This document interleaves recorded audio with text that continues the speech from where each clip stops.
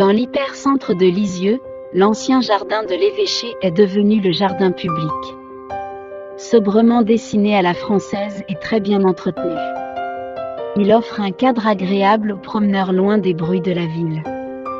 Pour un peintre, les motifs ne manquent pas, avec la cathédrale en perspective de fond.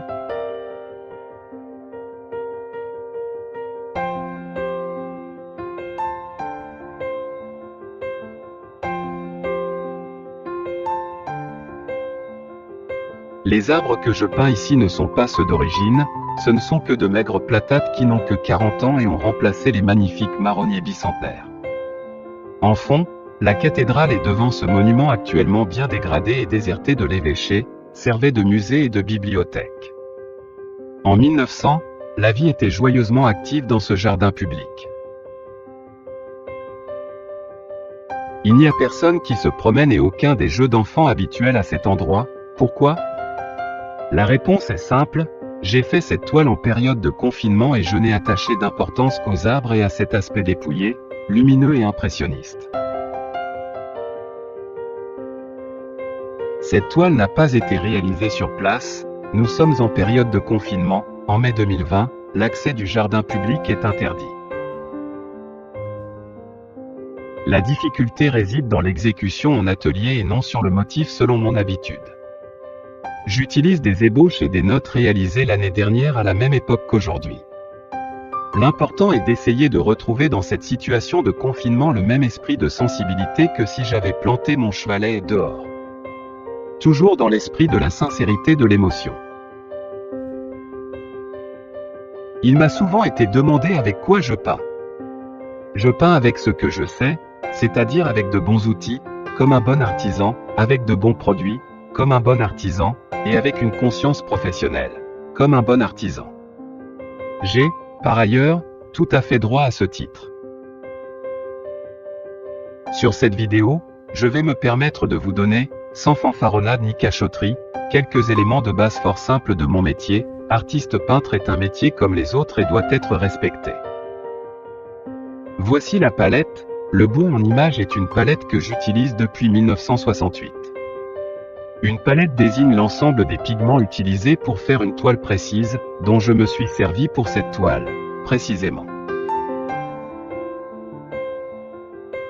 Voici les couleurs que j'ai utilisées, blanc de titane, dense et stable dans tous les mélanges, jaune de cadmium clair et jaune-orange de cadmium, orange de cadmium.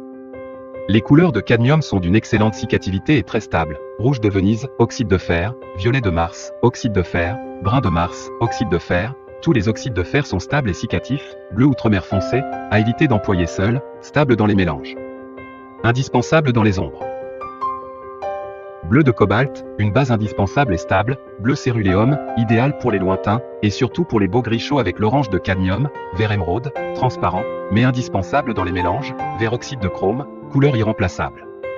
Les jus sont dilués à l'essence de térébenthine, séchage rapide sur le gesso, les empattements sont additionnés de résine dure et tendre. Couleur appliquée soit pure, soit en mélange de 2 tons, souvent complémentaires. Parfois mélange de 3 tons pour obtenir des couleurs de transition. Les mélanges sont faits plus sur la palette que sur la toile. Toujours superposition dans le frais, en touche franche ou en frottis, aussi bien à la brosse qu'au couteau. La toile terminée, je nettoie ma palette pour entamer une autre toile avec un nuancier différent, et propre de raclure.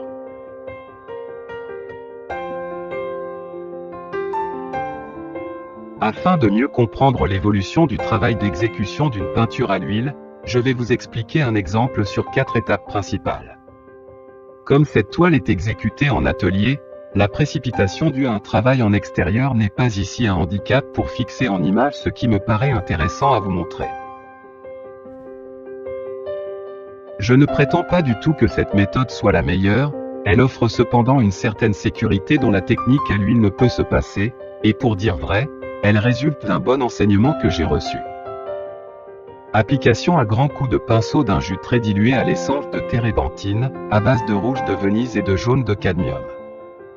Ceci permet de noter l'essentiel, dessin, masse, volume, et de donner à la surface blanche une tonalité chaude et lumineuse, ce qui aide à l'équilibre de la mise en couleur du fond.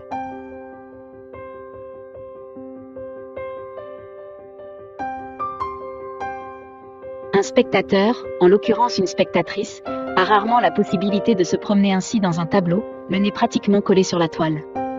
C'est un moment privilégié d'entrer au plus profond de l'intimité d'un peintre, de pouvoir analyser chaque centimètre carré de sa création, une sensation très étrange, une impression de plonger dans un monde inconnu et ceci indépendamment du style de peinture.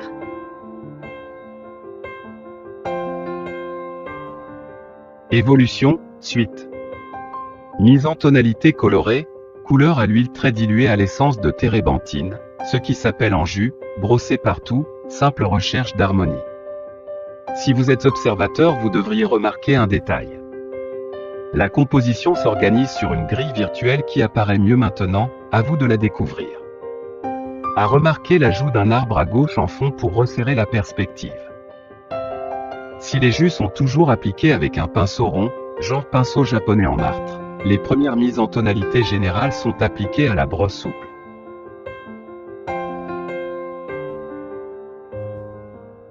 La découverte inattendue de cette maison blanche abandonnée me surprend, c'est l'ancienne maison du gardien du jardin public, avec, à côté, une belle serre totalement en ruine. Une opposition avec l'ordonnancement rigoureux des carrés de pelouse tondus avec passion. Le magnifique kiosque, d'où semble que le peintre ait composé sa toile, est aussi inutilisé, quel dommage. Un poète comme Arthur Rimbaud ne pourrait plus y composer son sublime poème où il se moquerait des bourgeois mélomanes. Pour cette toile, les jus d'hier sont vite secs, ce qui permet de commencer les premières touches en pleine pâte. Si j'ai travaillé toute la mise en place et les jus avec pinceau et brosse, c'est maintenant le couteau à peindre qui va entrer en action, un seul et c'est bien suffisant. Mes mises en place semblent avoir disparu mais ce n'est qu'une impression. La difficulté réside dans l'exécution en atelier et non sur le motif selon mon habitude. J'utilise des ébauches et des notes réalisées l'année dernière à la même époque qu'aujourd'hui.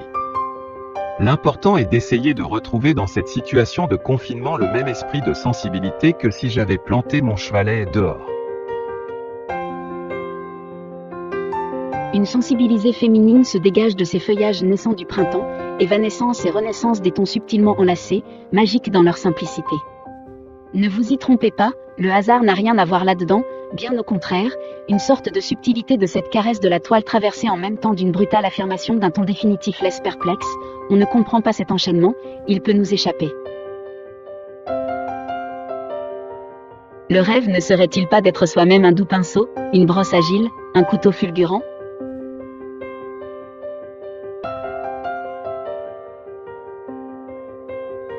Donc j'avance dans le travail en pleine pâte, faire une toile en atelier comme si on était dehors, sur site, est toujours un bon exercice, il ne faut pas se rater, ressentir la même impression, la même sensation de la lumière, là est la difficulté. Je ne garantis pas que tout est aussi exact que sur une photo, ce qui serait d'ailleurs stupide. Dernier rehaut, donc dernière touche plus épaisse, toujours au couteau. Que ce soit peint à la brosse ou au couteau, le résultat optique, tel que je pratique, est pratiquement identique.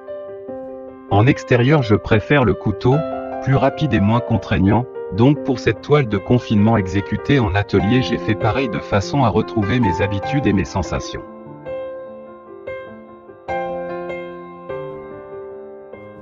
Ce qui me fascine dans cette toile est une opposition radicale que je remarque dans cette incursion privilégiée au cœur du motif. L'impression, bien réelle, d'un décor de théâtre composé uniquement de deux plans superposés, le plan facial de ces rangées d'arbres et linéairement en arrière, les deux façades qui se confondent, l'évêché et la cathédrale. La perspective aérienne n'existe pas et rend l'exercice de représentation des volumes encore plus complexe. Une chose étonnante est la couleur dominante de l'ombre que le peintre a déposée sous les arbres, l'éclairage délicat est un contre-jour. Les rehauts en couleur plus épaisse donnent de la vigueur et de la matière.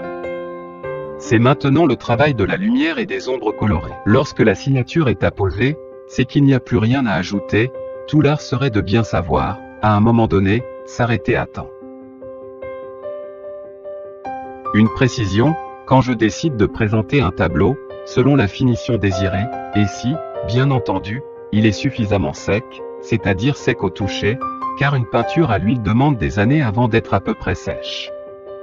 Ce terme n'étant pas exactement le bon, j'expliquerai ceci par ailleurs, j'appose mon copyright. Protection du droit d'auteur.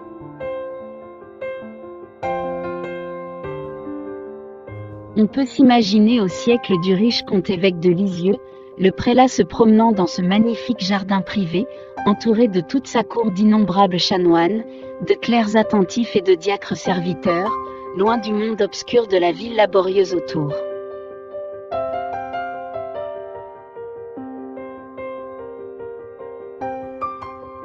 J'avais évoqué le fait curieux d'une grille carrée concernant ma dernière toile, je voulais matérialiser ici, c'est instructif, malgré le caractère mal dessiné et aux touches vibrantes tous inscrits dans des règles précises, involontaires ou pas, à vous de juger. Mais attention, cette grille matérialisée en rouge n'est que pédagogique, l'organisation de la surface procède d'une autre manière. Mon tableau ne représente qu'une petite partie de ce très grand jardin bien enclavé au cœur de la ville, je vous montre deux panoramiques où l'on voit tous ces arbres qui, lorsque les feuilles sont tombées, découvrent les jolies maisons, certaines très bourgeoises, tout autour. Aujourd'hui, ce lieu est à l'abri du regard des touristes, il reste caché par la cathédrale et l'imposant ancien palais épiscopal déserté, nul panneau n'en indique l'endroit, ce qui lui confère une confidentialité lexovienne. Il faut attendre les beaux jours pour voir une certaine affluence, autrement le jardin est souvent presque désert. Il servait aussi dans le temps pour des manifestations, puis l'habitude s'est perdue, de nos jours il semble qu'un renouveau lui redonne de l'intérêt.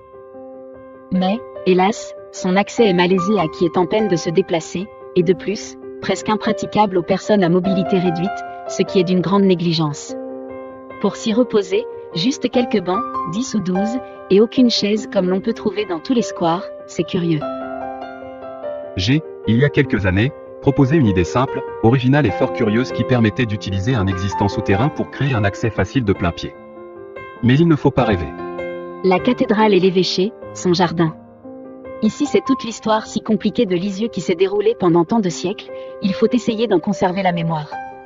Les bouleversements inouïs du Moyen-Âge, à nos jours, sont souvent méconnus du public.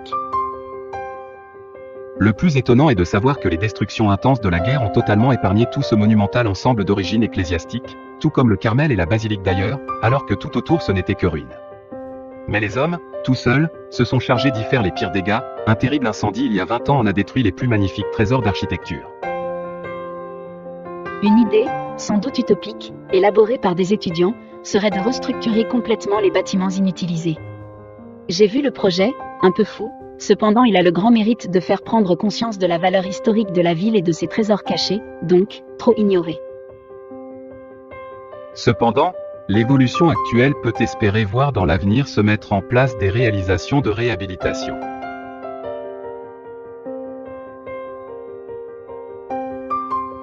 Ce jardin, un certain havre de paix en plein centre-ville, n'a plus sa magnificence des siècles passés. Le grand bassin a été vidé de tous ces gros poissons rouges, tous les nénuphars ont disparu, la cause étant l'installation d'un énorme jet d'eau. Il reste cependant d'autres vues intéressantes pour un peintre. Peut-être aussi avec des personnages, mais, de nos jours l'aspect des silhouettes n'a plus grand-chose à voir avec celle de l'époque des impressionnistes.